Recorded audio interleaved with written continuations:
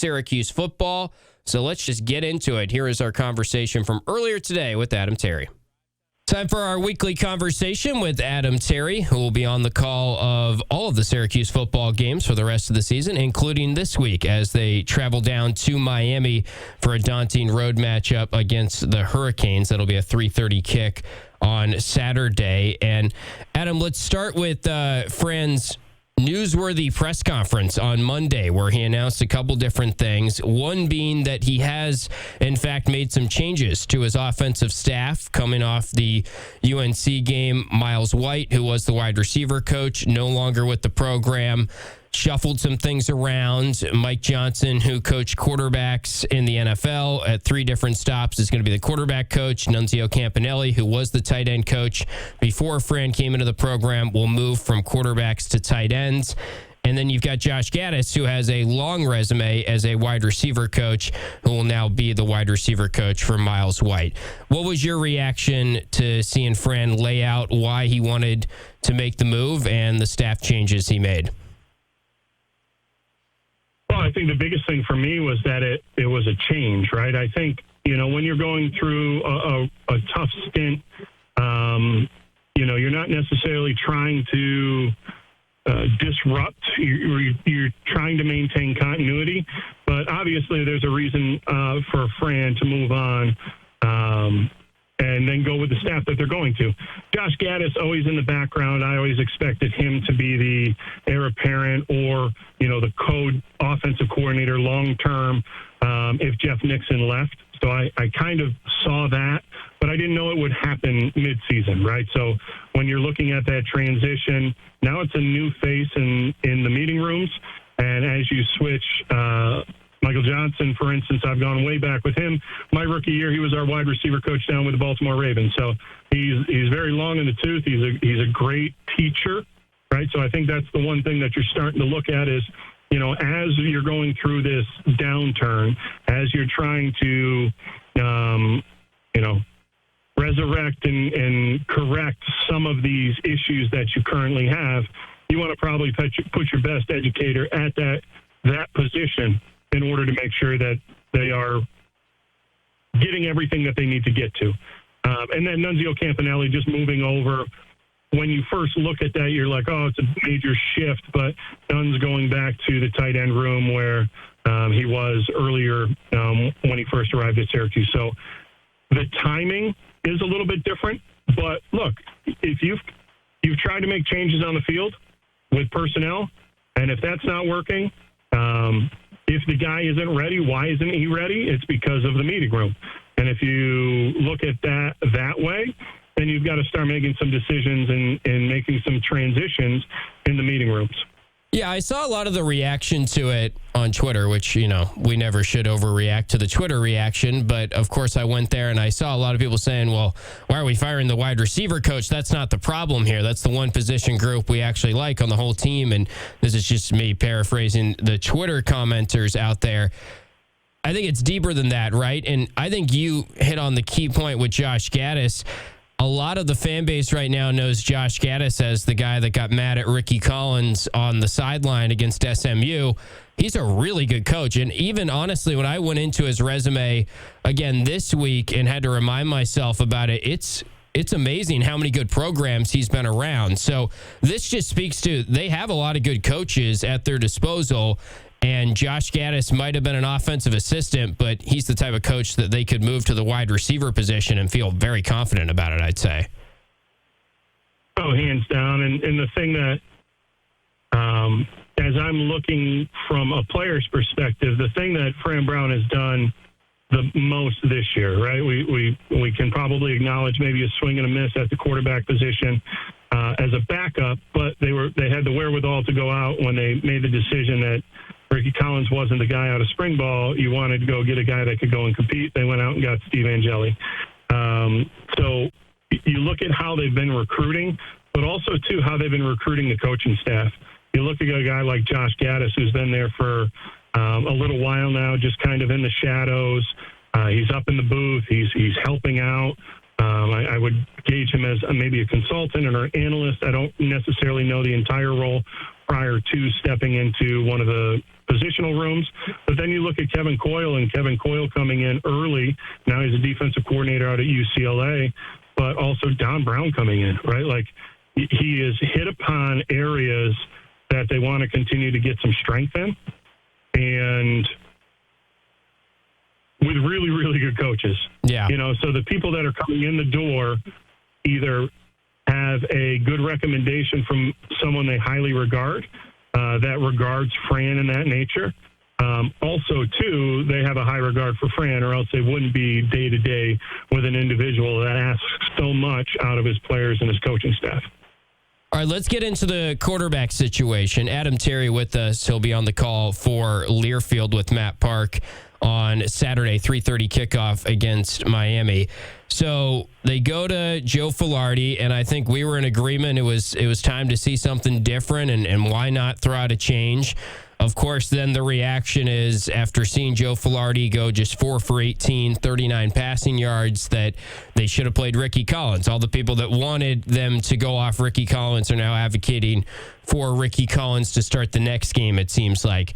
What's your sense of what they have at the quarterback position and what the best method would be for Fran Brown going forward? And I think there's not really a great answer. We've said that all along, but if you're Fran right now, how do you think he should handle it from this point forward?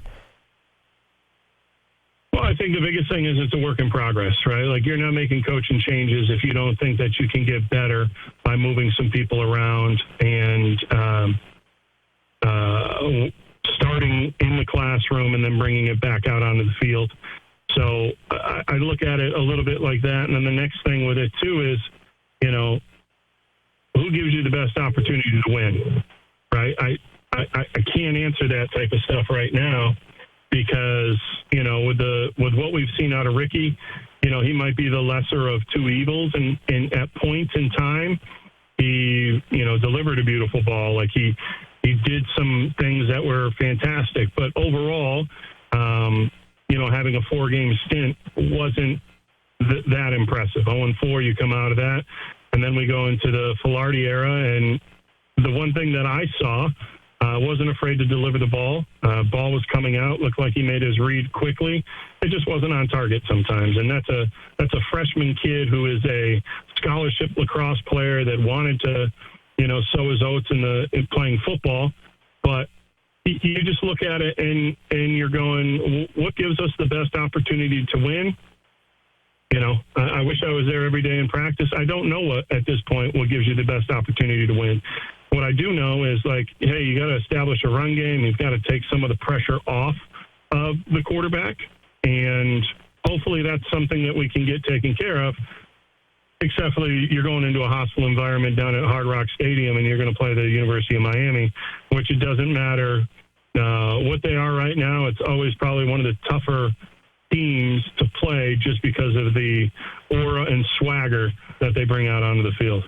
Miami coming off a loss to SMU, but we'll see how their attitude is. It seems like they will be ready to go and kind of right some wrongs based on what happened in their first basically true road game, first game outside of Florida last week when they lost to SMU. So you brought up Joe Filardi, you brought up Ricky Collins. The fan base, I know, wants to see Luke Carney throw the ball more, and I think there's a reason why we have not seen Luke Carney throw the ball more. He had some interesting comments last night, and Fran was open on Monday and said, our plan is to redshirt Luke Carney, and he has 1 game left on that redshirt. Are you okay with the idea of let's preserve the redshirt? And what's your overall read on Luke Carney? I mean, I started the show today, and I feel like it does sort of seem like Luke Carney might be out the door a little bit, or thinking about is there another school that I could go to and I could protect the redshirt year? But that's just me kind of trying to figure the situation out. I don't know that for sure. And I know that in general the fans want to see him throw the football, but I think there's a reason why Luke Carney is out there as mostly a running quarterback right now. Yeah, I'm looking at the situation and saying, if Luke Carney was the best quarterback we had, I think he would have been out there and given a fair shake with the ability to, burn 2 games before truly making a decision on him. Instead, they went with Joe Filardi. So I don't know. I don't know of anything of why you would be looking elsewhere unless you got, jumped a couple spots by a guy that, in essence, money is coming from the lacrosse program to be an athlete at Syracuse. So, if anything, if I'm one of the younger guys in there, I put a little bit of a chip on my shoulder and start to work to see what I can get done within the system before I make any other choices of, I'm going to go elsewhere. All right, let's get into some positive news, which was the recruiting news this week around Syracuse football. Tredarius Hughes was a four-star defensive back, or is a four-star defensive back. He was committed to Florida State. He has flipped his commitment to Syracuse, comes from the same high school, and presumably a buddy of Calvin Russell. Right now, Syracuse, you look at 24/7 Sports, they have the number 23 recruiting class in the country next year, and they've got 4 or 5 guys that are at least in the conversation of being a 4-star recruit. So this is what Fran was supposed to be, a great recruiter, but you've seen this firsthand as a parent of a football player who is getting recruited right now. It's very impressive to see Fran, I'd say, still recruiting this well, even though the season, of course, in the win-loss column has not gone the way that Syracuse wants. Yeah, I mean, Syracuse right now, if you look at the program, it's building. Everybody's bigger, they're faster, they're stronger. You're playing at a different level, and you're missing a quarterback, right? But as we know, the health of Steve Angeli will be determined next year in order to see what we have a starting quarterback. Otherwise, I like what's going on. I mean, I've been into a lot of schools, a lot of the Northeast schools with my son and through the recruiting process. And I will say this, Syracuse does a fantastic job of understanding who they want, how they want them, and how they're going to fit in.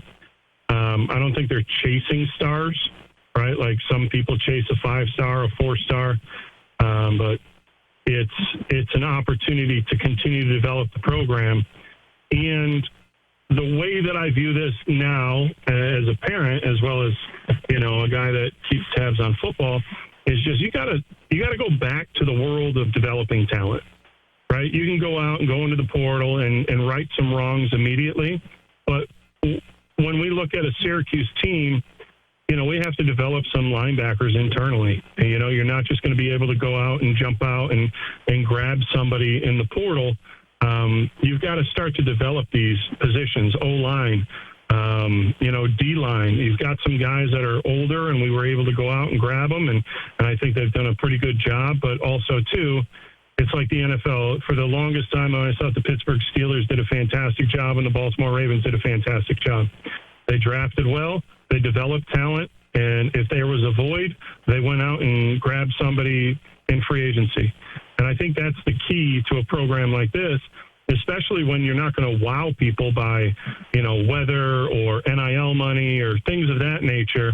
You're going to have somebody buy into the people that are there, and that's what you're buying into is when I turn my son over, if I'm a mom or a dad, I understand that not only do I think Fran Brown's going to make your son a better football player, I think he's going to learn a lot of life lessons along the way, too. And having been at some of the larger schools, with my son, I don't think that's necessarily the case, right? Like you're in the mix, and if you're not there, you're not going to be the guy. And I would also say this: I think there's going to be a world of, as Fran continues to develop, yes, we're gonna get a little bit paranoid and be like, oh, is he going to leave? I think Fran Brown can create an atmosphere up here that Paul Pasqualoni had for years, and you entrench yourself into the Northeast, and that's how you built your tough, blue-collar, gritty team that just takes on the persona of Syracuse. And then when you have to go get some of these flashy guys, you're going to go out to your Californias, your Texas, your Floridas, and you're going to be able to prop it up. I like what he's doing. I like the messaging that's going out there. And if we, it might be a fortunate thing that Syracuse is where they are right now, or else, those numbers at the front of the check that you're going to have to write to keep him are maybe a little bit lower than what they would be if he had another 10-3 year. Yeah, we're not the first people to say it, but could be a little bit of a blessing in disguise the way this season has gone, considering how many jobs are open around the country, and it could be a good thing in the end that Syracuse has Fran Brown coming back next year, and maybe they don't need to extend him at the end of this season. We'll see how all that shakes out as time progresses here. Great stuff as always, Adam, and safe travels down to Miami, and we'll talk to you soon. Yeah, just one more thing on that, talking about Fran, like to me, I think this could be a blessing in disguise that, early on in your career, you've got some disappointment, right? Like when you're a riser and you've been, gradually moving up the ladder the whole time. Not to say that he hasn't faced, unfortunate circumstances, that's life. But to go in there and be in an organization that still supports you and then come out of it, like it's going to be a stronger coaching staff and a stronger program just because of something like this that he has to endure. Yeah, that's well said. And they certainly do have a very strong coaching staff. That was one of my takeaways from the coaching staff changes this week. They're moving things around because they feel good about the pieces that they have, and they're flexible to move to different positions. So, all right, Adam, we appreciate the time and talk to you soon. All right, sounds good.